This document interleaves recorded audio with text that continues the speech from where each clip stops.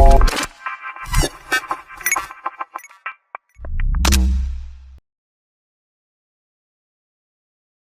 and welcome to TAL Radio. At TAL, we connect those who are willing to give to those who are in need. My lovely listeners and my dear audience, you are listening and watching to a wonderful series called Self Coaching. And whenever I self coaching, I hope you know who's going to be there on the show. Well, it's my pleasure to have Andrew Talent. Andrew is a self coaching expert and has coached thousands of leaders across the globe. And today he would be really diving into something very interesting, which he does every week basically. But today is really something special because it is all about priorities and essentials in life. All right.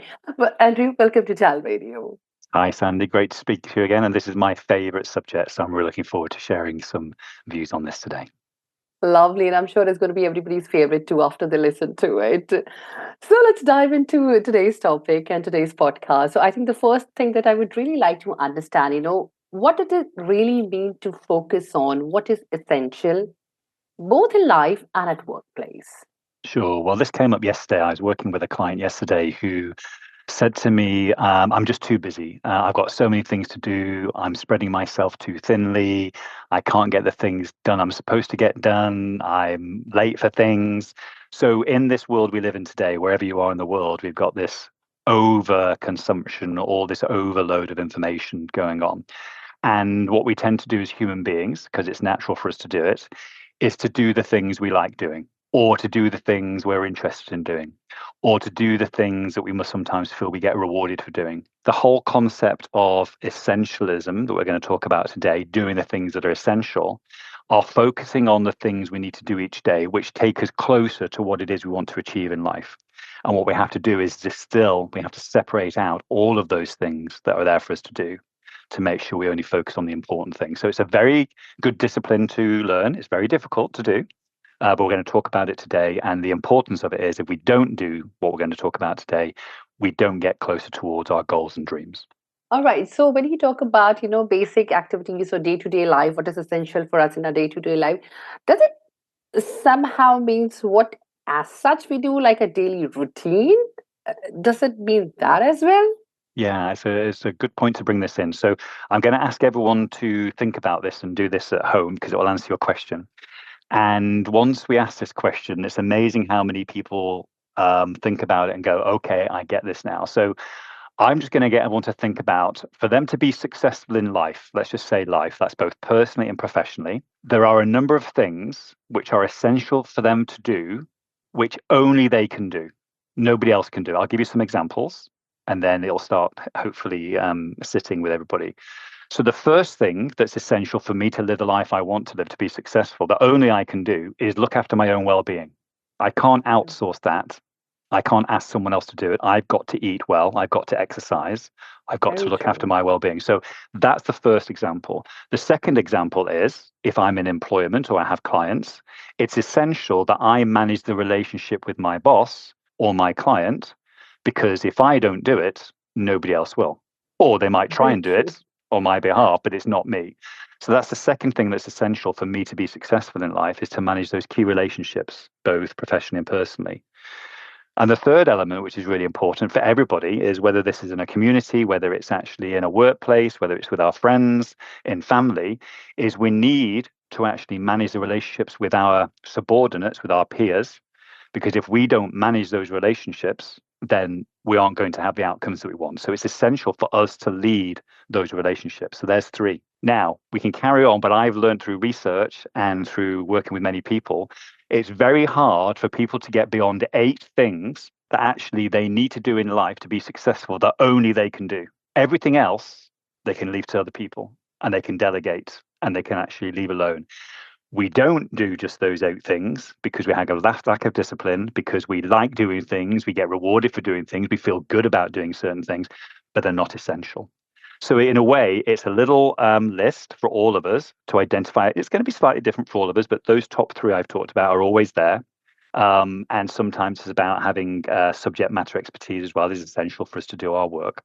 But there's only 8. And if we're doing anything in a day, like now, where we're not doing those 8 things, we're taking a chance about our ability to be successful, because everything else is just not essential. Wow. That was profound. So it's like eight fundamentals technically in life. Yes. All right. So, we often get distracted in life. Mm. We all do. So, why do we do that? I mean, we know what is essential. Everybody tells us from our childhood, but how is it possible that we get distracted? I I think mean, there are, to what yeah, truly is important to us? absolutely. There are three things that are usually going on here. We've talked a little bit about this in a previous podcast. The first is the reason we allow ourselves to get distracted is because we've become disconnected with why we're here and what it is we're here to do in our lifetime. So we've lost the sense of what's important about that. And therefore, we can become easily distracted. We lose focus. So that's the first thing. The second thing that comes to mind about why this tends to happen is because we react in certain ways to our environment around us and we're triggered by those things. So it might be the smell of food. It might be a good friend needs our help. It might be there's a piece of work that needs doing which is far more interesting, but actually isn't the thing that needs to get done now. So there are lots of things around us that triggers in our environment, which again we respond to if we're not being disciplined. And the third element is because, and this is the most interesting one for me, human beings generally tend to have this kind of self sabotage approach where I'm thinking, maybe I'm not worthy of this goal, or maybe I don't deserve this right now. And we have ways of actually self sabotaging to stay away from what's important in life, the essential. So we find other things to do when we procrastinate. It's a very normal human trait to have this. Mm. So being aware of those three are the reasons we get distracted. And of course, friends distract us as well. So, they want to go and do certain things. It's not our focus. So it calls for a lot of discipline, but they're the main reason we get distracted day to day. It's technically us. Yeah. The reason behind, it's technically us. All right. So that takes me to another point, and it's like there are so many things which are important to us in our life. But how do we prioritize them? That this is like the first most essential thing in my life. It's like second. How do we do that? Yeah. So goes back to my earlier point. We start with us, then we start with our relationships, and then we look towards our goals. So a good way of doing this is, let's say we get off this podcast now and you have an email or a phone call from somebody. And in that email or phone call, they're requesting you to do something. And now you have one more thing that is being asked of you. And what we can do in life is to actually look at that thing that's being requested of us and actually make a decision in relation to our own lives and what it is we're trying to do. Is it essential for us to actually do that thing that we're being requested to do or not? If it is, because it's something that takes us towards our goal and we've decided it's essential, we can choose to do it. If it isn't, then we shouldn't do it and we should find a way of it being done in a different way, either by somebody else or giving back to the person. This is very hard because we don't like saying no to people, many of us. True. But that's how we do it. Task by task, call by call, relationship by relationship. Whenever we are requested to do something, we have the choice to say no if it doesn't align with where we want to go in our life, why we are doing it, and our essential tasks and relationships. That's the thing we need to do. Talking about no's, as you said, it's a very difficult task, and not everybody, literally has the confidence to do it. Hmm. So, how can we really do it in the most polite manner and just be very confident about and, have that conviction that, yes, this is technically the true reason that I'm saying no, so that the other person will also get convinced? Yeah. So, what I tend to find in this, both personally and professionally, is once we know that we want to say no, and yet we're feeling as though we're about to say yes, one thing we can do is actually share with that other person that's making the request of us that we are very busy at the moment. And if we take this thing on that they're asking us to take on, what it means is there's something else that we're about to do that we can't do anymore. So bearing in mind that the thing we were going to do was also for that person, which of these now is more important for you that I do because I can't do both of them? So we actually work with the other person to get them to identify what's important for them. And we only do one thing rather than necessarily the two things. So it's a way of pushing it back to the person, say, look, I'm already doing all of this. I need to prioritize. Can you help me? What's more important to you now? And again, we can have that discussion. So that's one technique we can do that. The other thing we can do, if we feel vulnerable enough, and this is usually with good friends, with family, and also with good working relationships, is to be really open and honest to say that we're really busy and that we're struggling to take things on at the moment. So can they again think about whether there's another way to do this? And does it need to be us to do this right now? And we find another way of doing this? Or even a simple answer to this could be, when does it need to be done by? We get so many requests which seem to be urgent. And yet, if we say, when does it need to be done by? And they say, oh, 2 weeks' time. Okay, well, of course I can do that then. But we never ask those follow-up questions. So for me, it's about making sure we're negotiating with a person so we don't need to say yes straight away. Awesome. I think that would be something a little, kind of a sympathizer for people in sales because they get to hear no Absolutely. all the time in the day. Absolutely. I mean, awesome. So moving on, when we talk of emotions and there are a lot of extra pressures, and especially when we talk about our professional life, how do you feel that, your essentials or the priorities in life, do they have an influence on, decision making also? They do. And people don't believe me when I say that essentialism as a concept is valuable for both personal and professional. And we can go into the personal later. But from a professional perspective, we only have so many hours in a day. We can only do so many things. So when we're making decisions, and particularly if we're in a responsible role and we're trying to achieve certain things, we have to make sure the things we're doing are going to progress us to where we want to go to. The best way to think about this is if we've identified the 8 things that are important for us to do that only we can do, that are essential, every time that we decide not to do one of those things, it means they're not getting done because there's only us that can do it. So that's the way to think about it. When I don't respond to that particular call or that relationship request, and I'm choosing to do that because I'm choosing to do something else which isn't essential, it's only coming back on me and making my progress slower because it's not getting done. So we have to think like that. We have to find ways to focus on the things that are really important. And that's why for professional life, it's so critical because we have to make decisions all the time based on information which isn't complete. But we come back again. How is this going to progress me to my goal? Is it essential? Can I delegate it? And that's what a lot of decision making is about. Can somebody else do this because it's not essential for me to do it? I know that many leaders I work with actually produce their essentialist list. By the way, for people listening to this, there's a great book out there you can refer to called Essentialism by Greg McKeown, which is McKeown. And you can read more about the philosophy behind this concept. But essentially, what we're talking about today is the concept itself.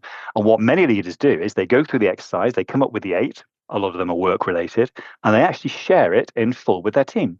And they say, look, these are the things I need to focus on. I can't focus on anything else because if I'm not focusing on these things, it means as a team, we're not going to progress. And therefore, if I start to do things that aren't inside this list, I need you to tell me, what are you doing, Andrew, doing these things because they're not essential. So we get support from us around us. And you know what happens? In True. every single case this has happened, when the leaders shared that essentialist list with the team members themselves have created their own essentialist list for themselves, which they then share with their teams. And then what happens is we get people being more focused on just doing the tasks and relationship forming that they're supposed to be doing that's essential. Great. So when we talk about self-coaching, with respect or in context with self-coaching, Mm. are there any kind of technique that people can follow in the daily life that can really help them to clarify what truly matters to them? Or it's like what is truly important for them? Yeah. So there are 3 things here which are really important. The first thing that we need to practice and build habits is actually building more space into the way that we are in our lives. And what I mean by that is having that little pause before making the decision. So we talked about before, we have a request on our time.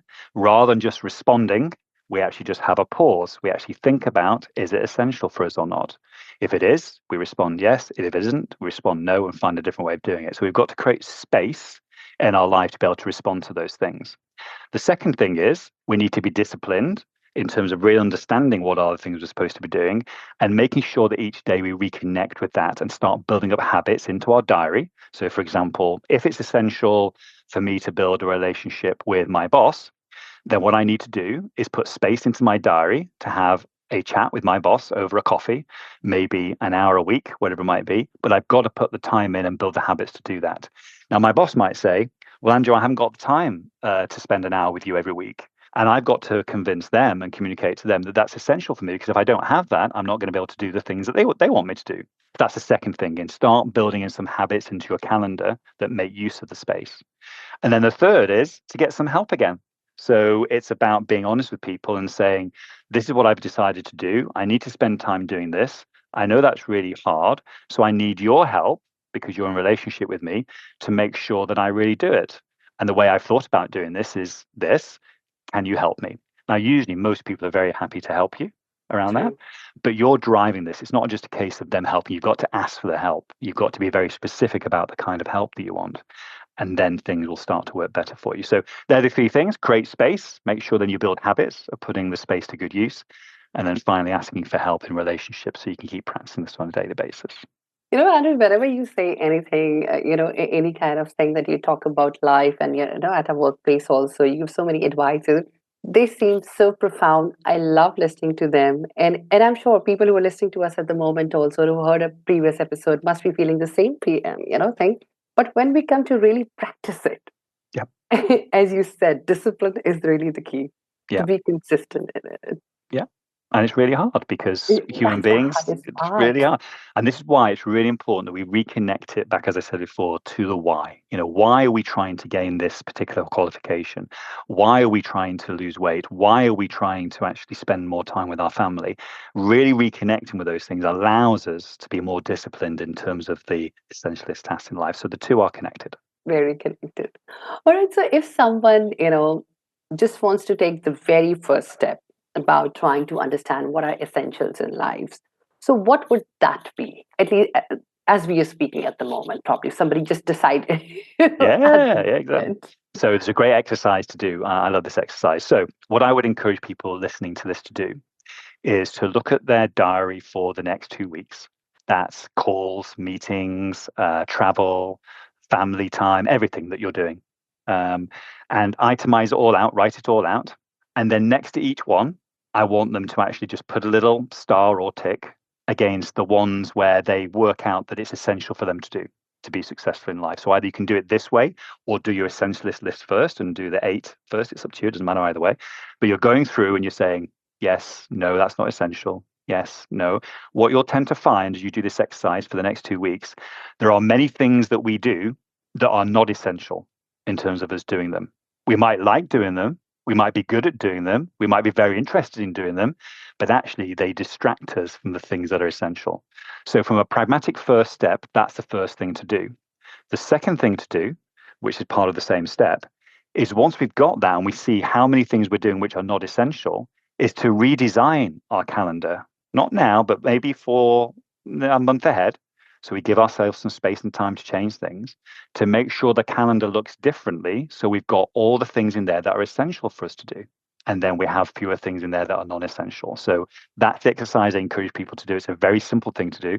Most people that do this exercise, they tend to find that once they look at their calendar for the next 2 weeks, they're probably only spending their time on about 30% of essential tasks, which means they're spending 70% of the time on things they don't need to be doing. So that's the Probably next step that scroll. somebody can take. Yeah, I'm so sorry to interrupt, but probably scrolling on social media. That is Yeah, what taking everybody's absolutely. time. Or this one, you'll relate to this one. Yeah, How many times do all of us go for a coffee with an old friend who actually all they do is moan for the next hour about their life and how bad it is? You come away feeling worse than you did when you went in. And that's not essential. true.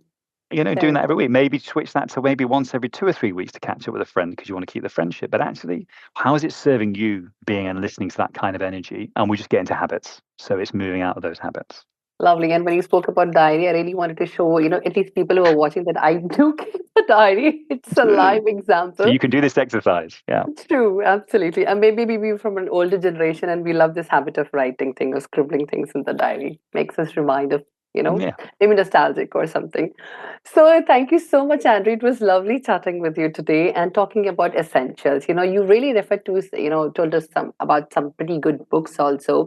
But are there some apps also, like, because, people scroll so much. Is there some material available online also, maybe through apps or something that they can use and really try to prioritize things and understand what priorities or essentials are in daily lives? Yeah, the best thing to do at the moment is if you type in self-coaching for leaders into the website, there'll be a link in there that we'll provide where you can go into a space to practice this in terms of essentialism. So some tools, some tips. I definitely recommend the book, which I mentioned, but also even if you go into any kind of to-do app, or task app, so I use Google Tasks, in there again you can start prioritizing and you can just put little priorities in there. So start with a list, whether you do that writing in a diary or whether you do it on an app. Just start to know how you're spending your time.